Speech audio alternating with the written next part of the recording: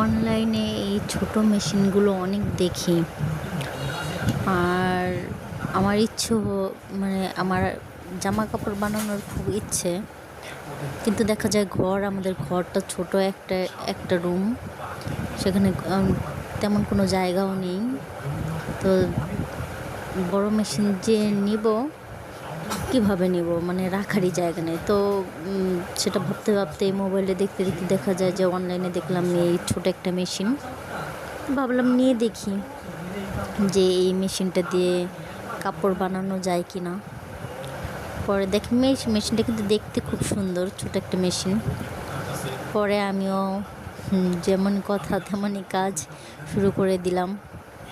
আর অবাক হয়ে গেলাম যে নিজের হাতে এই যে বানাতে পারবো, মানে পরার মতো করে যে জামা বানাতে পারবো, আমি কখনো মানে ভাবিই নাই। তো যাক, মানে হয়তো বা অনেকের কাছে ভালো লাগবে না, কিন্তু আমি মনে করি কথা আছে না, নাই মারছে কানামা অনেক ভালো, তেমন আর কি।